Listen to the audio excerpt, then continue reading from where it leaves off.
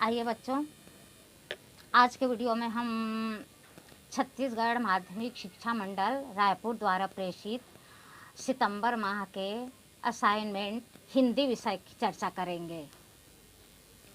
तो हर माह को हर सब्जेक्ट का असाइनमेंट मिलता है, जिसे 5 क्वेश्चन रहते हैं।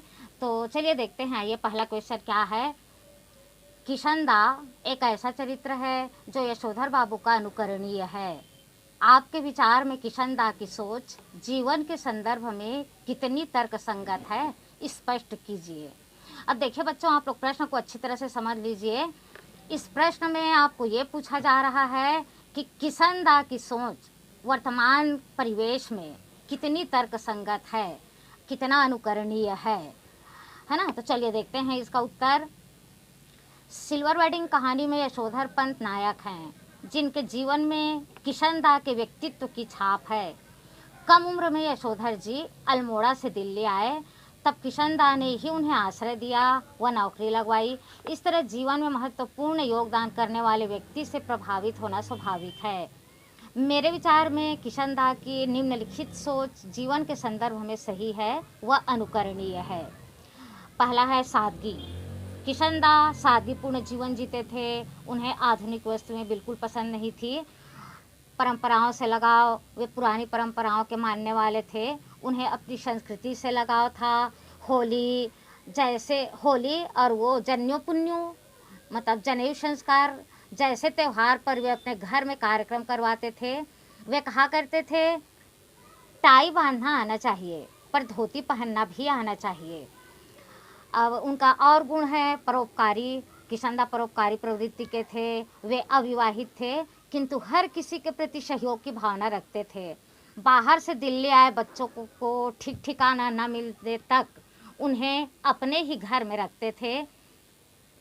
मित्रों, गरीब रिश्तेदारों व साथियों की उन्नति के बारे में चिंतित रहते थे।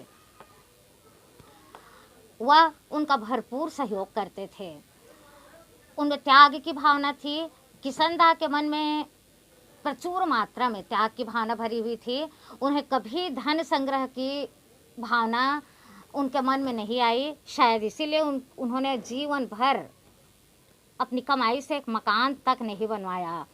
किशनदा के ये सभी गुण अनुकरणीय हैं, जिसके माध्यम से समाज में सम्मान प्राप्त करके अपनी एक पहचान बनाया जा सकता है। पर युवा पीढ़ी की नई और अच्छी सोच को भी अपनाना चाहिए, क्योंकि परिवर्तन संसार का नियम है।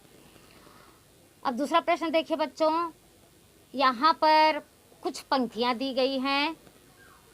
जैसे देखिए, उषा कविता से ली गई है ये पंक्तियाँ, और जिसके रचनाकार हैं शमशेर बहादुर सिंह। तो यहाँ से यहाँ तक के अंश को दिया गया है, ध्यान से देख लीजिए। स्लेट पर या लाल खड़िया चाक मल दी हो किसी ने।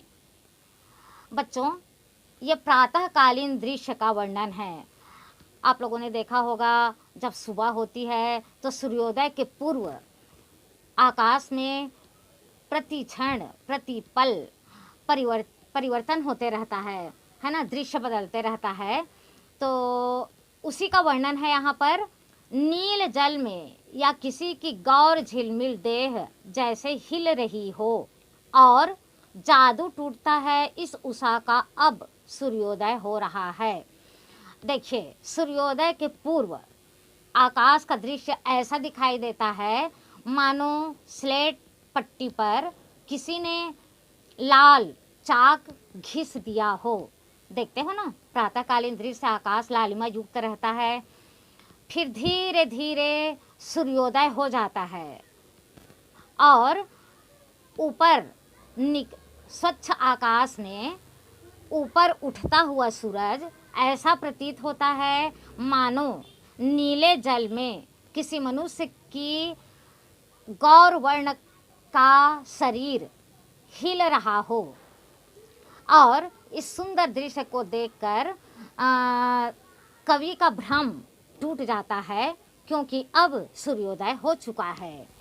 अब इसी में से, इन्हीं पंक्तियों में से कुछ प्रश्न शामिल है। देखिए कौन कौन से प्रश्न शामिल हैं। देखिए, पहला प्रश्न है, उषा का दृश्य कैसा लग रहा है।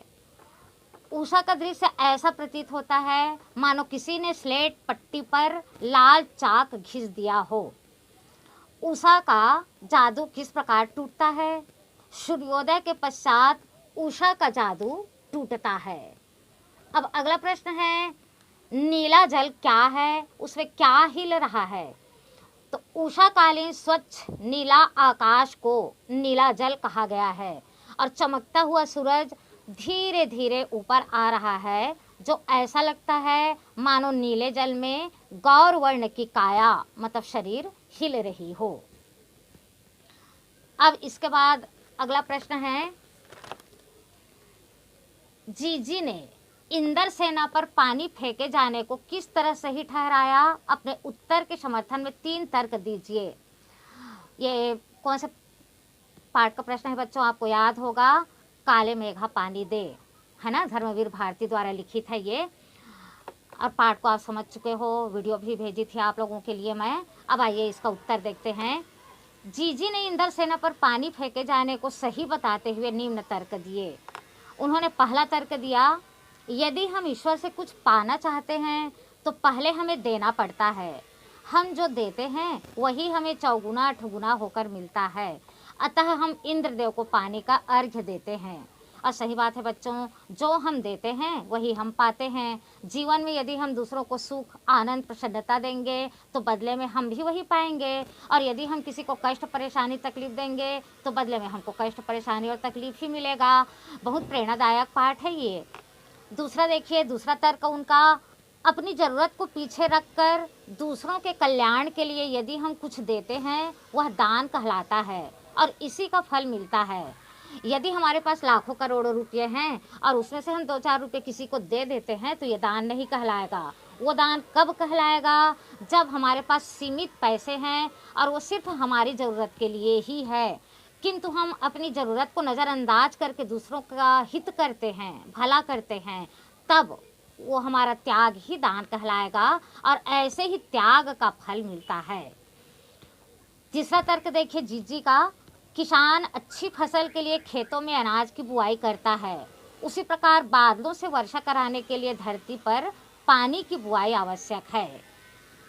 अब अगला प्रश्न देखते हैं, चौथा प्रश्न, उड़ने और खिलने का कविता से क्या संबंध बनता है? कविता के बहाने कविता के आधार पर स्पष्ट कीजिए। तो देखिए बच्चों, उड़ने और खिलने से कविता का बहुत गहरा संबंध है। कविता की उड़ान कवि की असीमित भावनाएं, विचार व कल्पना है। कवि किसी भी विषय पर कविता बना सकता है ना, प्राकृतिक सौंदर्य पर, समस्याओं पर, बच्चों पर, फूलों पर, पेड़ों पर, खेत गांव नदी पर्वत झरना, कोई भी विषय पर वो अपनी कविता बनाता है। खिलना विकास का प्रतीक है। कवि भी कविता के माध्यम से समाज, राष्ट्र व विश्व को विकसित करता है। फूल के खिलने से वातावरण महक उठता है, लोगों को ताजगी व प्रसन्नता का एहसास होता है। उसी प्रकार कविता मानव मन में एकता, प्रेम व भाईचारा की प्रेरणा देता है, जिससे उनके व्यथित हृदय को शांति व सुकून मिलता है। उन्हें जीवन जीने की नई दिशा प्राप्त होती है। अब अगला प्रश्न है, पांचवा और अंतिम प्रश्न, जो पत्रकारिता से संबंधित है। निम्नलिखित प्रश्नों के उत्तर संक्षेप में लिखिए। पीत पत्रकारिता किसे कहते हैं?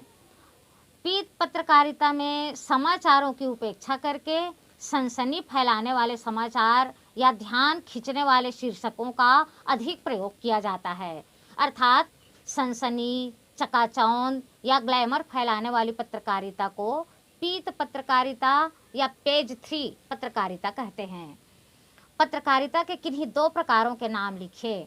तो पत्रकारिता का बहुत विस्तृत क्षेत्र है। अब चूंकि यहाँ पर 2 प्रकार पूछा गया है तो देखिए, पहला है खोज परक पत्रकारिता। इसमें गहराई से छानबीन करके सूचनाओं को सामने लाने की कोशिश की जाती है। भ्रष्टाचार और अनियमितता को उजागर करने के लिए खोज परक पत्रकारिता का प्रयोग किया जाता है।